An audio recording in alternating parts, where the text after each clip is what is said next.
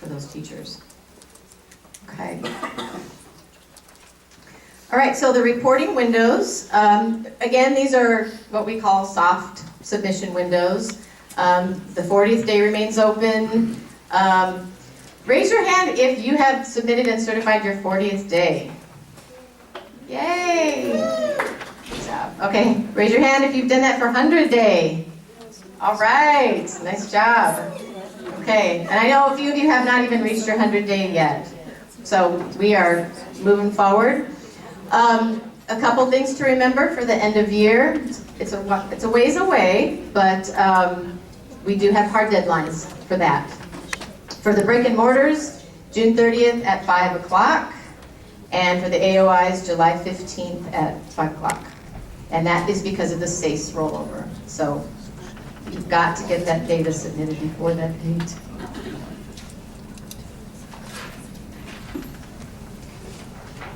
Okay, this is a big one. This is a big one. Last year was a pilot year, and not every district or charter submitted grade marks. And I've been starting a survey of the data from last year and looking to see what's been submitted. This year, you are required to submit actual grade marks for all of your grade levels, regardless of which vendor system you're on, or if you don't have a vendor system and you're building your spreadsheets manually. We need to have, when a student exits a course with full or partial academic progress, then you need to submit a grade mark for that. Now, standards-based grading has been a big question. I've got a lot of questions about that. And I went to the powers that be and I said, how are we going to handle this? Because right now, STC really only stores one, we have one field, right? One data field for the grade mark for a specific subject. And the way that the course catalog is designed, it's not broken down into all the individual standards, right? So for right now, and I don't know how it will be in the future, if it'll be more accommodating, I don't have that answer, but we don't tell you what to submit for your grades or how to submit it. Some districts do a point system where it's numeric, 98.7. Some of them do, exceeds or meets, A, B, C, D. We're not going to tell you what to submit, but for the standards-based model for right now, ADE recommends you use the FAME scale to indicate either as a progress or summarized grade for the course as a whole. That's the recommendation for right now. And I know that's not ideal, I'm sorry, but with the limitations of the STC file specs and how things are set up, we have to work within that for now. Any questions or comments on that? I'm kind of afraid to ask, actually.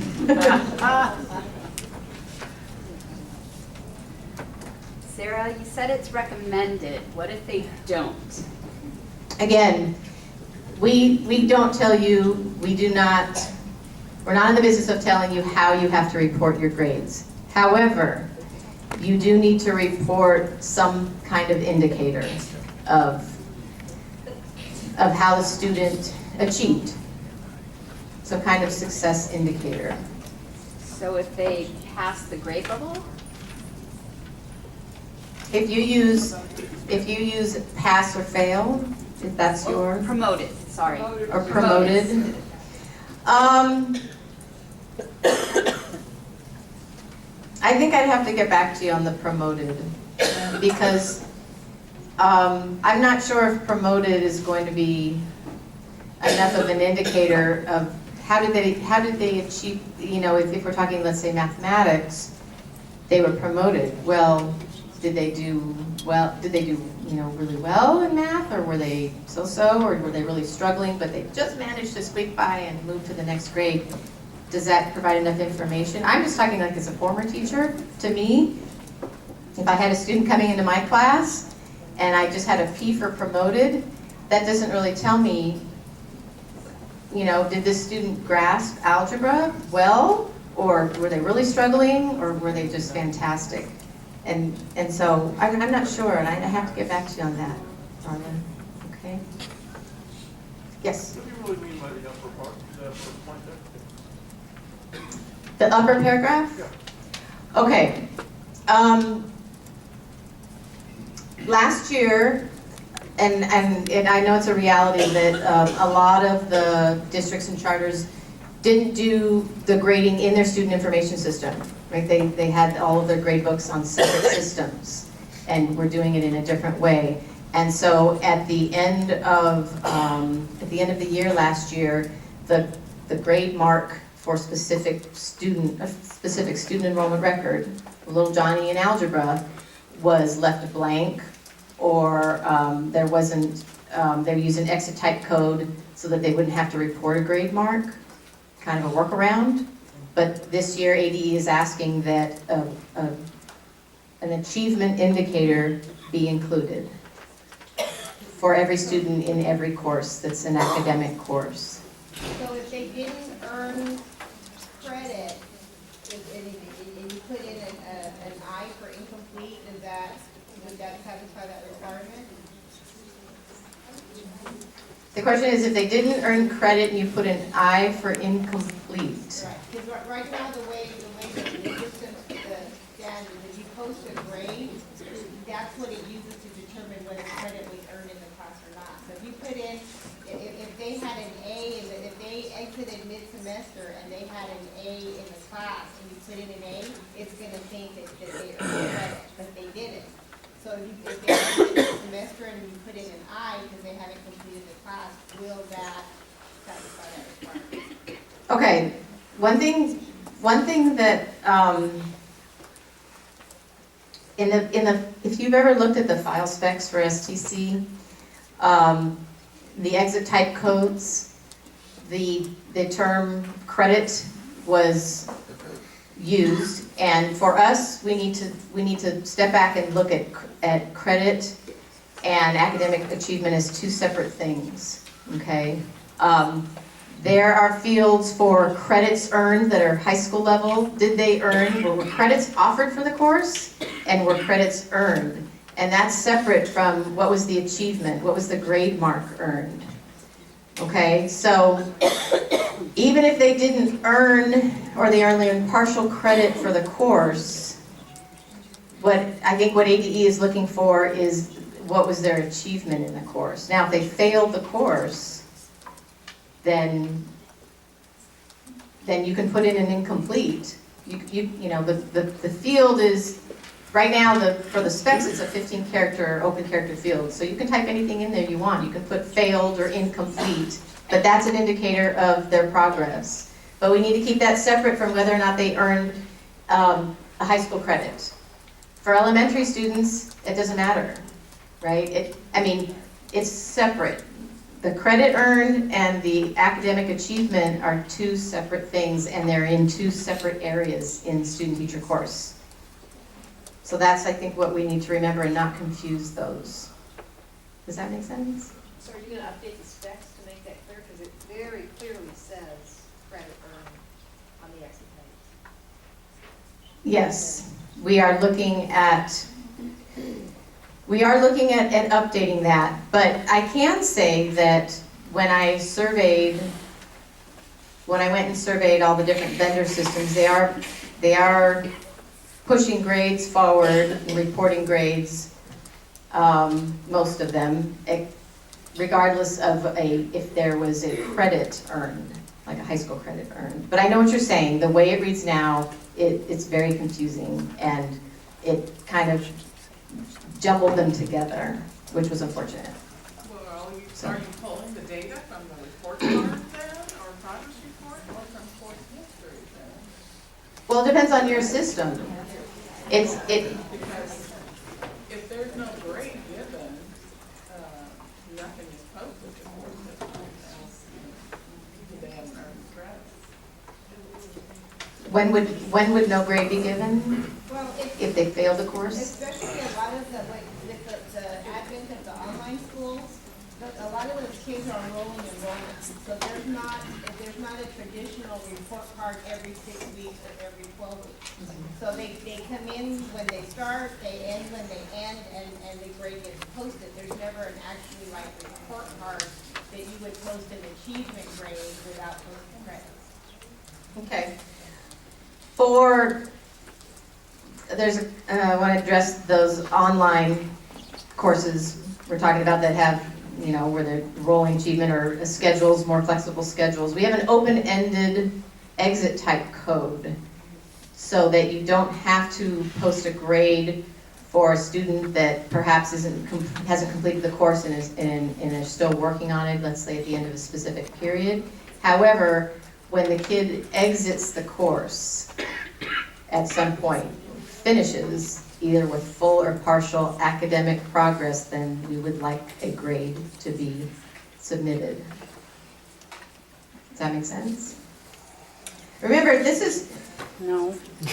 it's so that as the student moves on, the next teacher can look back and see how they did in this subject. That's the ultimate reason why. Yeah, but here's the problem with that. If I'm teaching a particular math course and we call it whatever, my content is my content, and they got this far in it. The next teacher at the next school in the next district doesn't care what I said that math class was. This is what I'm teaching. And I could be way ahead, I could be far behind. How do I mark that so it makes sense to you? That's the question. And there isn't a good answer for that, which is why we don't do it. We say, they were there for 2 months. What do you think they learned? Test them. And they will at the next district, because we need to know where to place you within our system.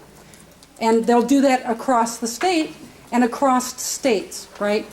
What I'm learning in Michigan, I come over to Arizona, and either way far behind or I'm way ahead or whatever. And you have to test them. If I'm at a private school and I go to a public school, guess what? The math I learned in the private school, maybe that went at my pace. And I'm way ahead. What class do I put you in? Yeah. So what you're asking, it's not, oh, does that make sense? No, is the answer. Is the answer. It doesn't make sense. Because I think we have two questions going, and that's where the confusion is. Okay. I believe your point up here is end of year. End of year only. The debate we had in here a year ago was the student who withdraws or exits the course before it's completed, which is, I think, this topic. I'm going to clarify that that's what you're addressing. End of year, final grade, if you want to call it that, not the student who's leaving before the course is over, and we're supposed to give them a progress grade, because that's not ready for most of our operations.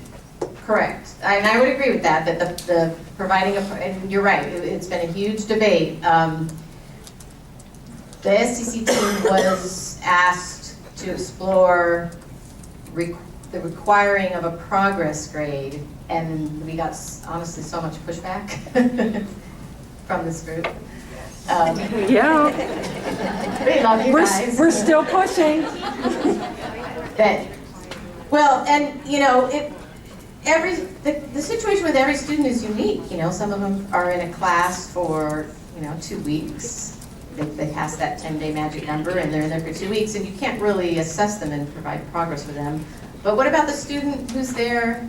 Okay. What about the kid who's there until April and leaves the course? So he's completed almost the full year.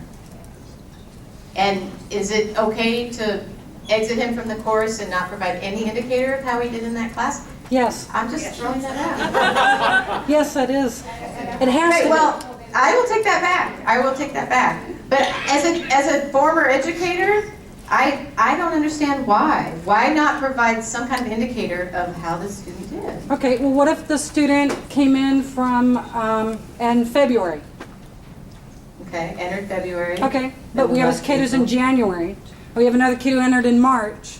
Right. And they all leave on April 30th. What do I give them? How do I tell the teacher, this is what you will say they achieved? Well, the What's teacher's the stamp? posting grades, on assignments as they go, right? So there is some kind of indicator of how the student is progressing in the course. I don't know. We can talk about this at more length. And I knew this was going to be a hot topic. Are we operating in the year this year like we operated in the year last? Yeah, we're not going to be doing, especially because STC is going to happen this year, and then it's gonna run in tandem next year with the Ed 5 requirements, and then STC is gonna go away. So there is no desire to do any big change to the file specs. In fact, there's no desire to do any. We wanna work within the parameters that we have, but as we move to the new system, we want to anything that we learn from this year, we want to improve it for next year. So, But that's an issue that does need to be addressed, because back to Beth's point, if your expectation is to have a withdrawal grade, for lack of a better word, at the high school level, for a student who leaves a class, whether they leave your school or whether they leave your school have a withdrawal grade, then the decision has to be made is what's the source of that withdrawal grade, okay? And that's why Bev brought up the issue with teachers. Teachers are not going to want you going in there and extracting a withdrawal grade directly from the grade book, which leads to the Ed-Fi connectors piece. How are you going to handle it there? Because if that's the intent, then districts need to know that, LEAs need to know that. Because that information then needs to be communicated to teachers, that ADE is going to go in and extract a grade out of your grade book when a student withdraws. ADE doesn't go in and extract anything. Push your system. You guys will push. Good, safe. Okay, but we're not ever going to go in and grab your data. I understand that. Okay. Nevertheless, it's still after real-time data coming out of this system. Whether I push it, Well, okay, I do, but the rest of you don't. or I push it up to you, it's still the same source data.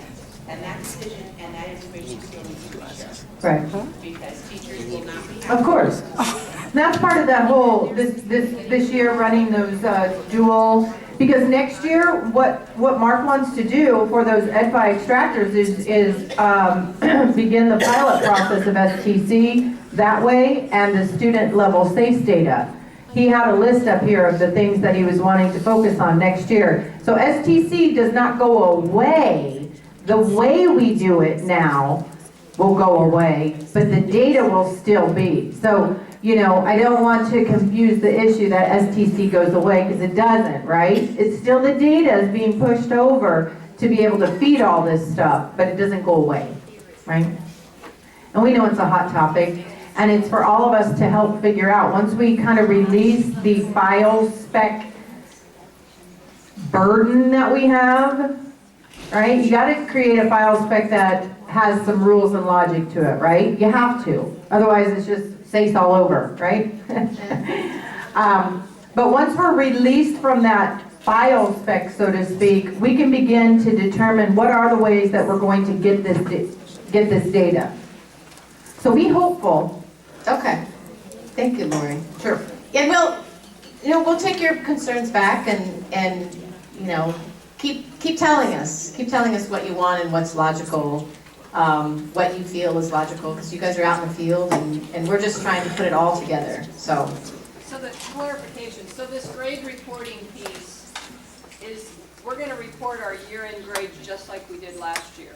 Yes, please. Please report your year-end grades, and if you didn't, please do so this year. Okay? And the progress grades are not, at this point, required. Okay? Okay, I'm going to ask the question of, what happens when that grade changes? Okay, and I am ready for that question. Because I knew that one was coming. All right, if it's the current school year, we're still in the same school year, the bad news is that you will have to go back and recertify your prior submission to change a final grade of a student in a course. Sorry. But we can help you with that. I've done it with some pretty darn big districts last year, so we can help you with that. If it's a prior school year, then that's going to be addressed. It's going to have to be a policy procedure issue that is going to have to be addressed more formally, where if you want to go back and change a grade from a prior school year. So I don't have the answer on that one, but I can tell you for right now, you'll have to recertify in order to change a final grade. For the current fiscal year, yes. We're not using the data from last year. Last year's data was pilot data, we were just kind of getting the process down. So it's just your 40-day certified this year that's being used and pushed up into the dashboards. So don't worry about anything you did last year. Oh, sure. Okay, we're done. I'm glad we got through that one. All right. Okay, so as Lori said, and I probably misspoke, STC isn't going away. It's just the way the data is going to get, is going to be submitted, thank you, to ADE is going to change. So your SIS vendor will provide guidance and training that's specific to their product. And further questions, please, feel free to go on that website and send an email, okay? All right, we had, how many pilot districts did we have do Boy last year? 11? 11 or 12, yeah. We had about 12 or 13 districts last year who did, piloted something called Boy, beginning of year. And you're probably thinking to yourself, oh my gosh, why would I want to make myself do another SEC submission? Why on earth, right? Well, because it provides an early review of roster data before the first day of school. Now, the good news is with doing a Boy submission, which is an STC submission of your data before the school year even starts, is that there are no HQT or SACE validations of your data. So you don't get any of those nasty SACE errors or HQT errors. It's what you give us. It's basically data that you give us, and we'll push it forward to the dashboards. Your teachers will get an early view of their rosters before school starts. So think about it. It's going to be opened to all of the LEAs in the state this year. Are we still going to be able to see some errors of the data that's not complete? I mean, otherwise, we won't know if Let me tell you the reason why it doesn't go through the validations is because not all of the assignments of students and teachers have been made at that point in the school year. There's still so much movement of teachers and students. So it would be kind of a huge nightmare to try to validate those SACE enrollments and the HQT rosters before the school year begins. So the answer is no, but there's a reason why. Because we don't want you to try to have a bunch of errors that you don't really need to follow up on. So again, this is going to be an optional. If you're interested in this, send me an email. But anyway, you can submit your data ahead of time if you're interested in doing that. Yes. So we did BOY, and I just want to let folks know that it does check some fields, though, listing pictures, that kind of stuff. That's a good point, Bev. Yes. So my work are playing your data, but those fields in the HPT fields, there's no way you can take care of them. Yeah, and Bev is right. Thank you for bringing that up. All the other validations are still in place. It's just the HQT and the SACE enrollments that aren't validated. So the other validations are in place, and it does give you some help on that. Thank you. And remember, it's 5:30 or 8:30 of when they pull. So Nancy and I were just sitting there chatting about it, and what happens is the dash, right? It gets pulled on the most recent of whatever you've submitted. So she said, well, can I submit it once this to take a look at it, and then another one? Of course. Even if you did this one and then 30 minutes later did this one, at the end of the day, 5:30, 8:30, it's going to grab this one, right? And then if you want to submit again just to see how you're going, you can use it as a tool. As a tool to see what's going on. Not just teachers, but think about the administrators or the counselors that might need this, So, it'll pull always the latest and greatest 5:30, 8:30. But only if we authenticate, right? So that only all our errors. Not for Boy. You're only avoiding those two rules. I think of all my teachers, and I think that's all my teachers. Well, what? Sarah, wait. You guys, we didn't hear her question, her comment. So could you repeat it or give her the microphone? Because people can't hear I it. can answer. Lori knows where I'm Okay. going. Okay, so, well, first off, say again. I'm sorry. Yeah. Well, you don't have all your teachers in. Right. So I'm looking at my boy and it says missing a required field, teacher missing. I couldn't submit it. I couldn't send that up, which means. When? The dash boy. Yeah, just from when we did this last year? You still have that error? I'm looking at him. This is from last year. From 2003 August. Okay. Yeah. So, no, that's good to know. But we went through them like with a fine tooth comb. You turned off all the things that normally choke you that are the huge errors. But things like missing a teacher, I needed to go back and fix that, and then I can submit and get the blooms, that whole thing. Yeah, we'll probably need, anybody else here last year do the boy? Submit the boy, beginning of year? Yeah, you know what, we might want to, maybe, did you ever get your quote certified? Okay, so what we'll do is we'll pull you guys' reports and see where the hang-ups were and reevaluate the spec. Yeah, make sure that you'll be able to do that before we open it up to everybody. All right, we gotta go on because we're running out of time, and this was kind of strategic on my part because the next slide is the big one. All right, A through F letter grades. I did my best to get as much information as I could. Will STC data be used for evaluation? Yes. This year's school year data will be used for the 2015 accountability when the full CCRI is implemented. Have the specific courses been finalized? No. I asked if they could give us an ETA on that, and the answer was not at this time. Certain courses will be flagged as qualifying a student for participation, and the end course grade may inform the success component. Timeline for the full implementation is next school year, and if you have further questions, please send them to that email. I don't have the answers on this. This is a completely different department than we're in. So, any questions on that? Sorry, I don't have more for you on that. Okay. All right. Before we end, any other questions or comments on STC related? Thank you so much for having us, the whole team. We're honored to be here. Thank you.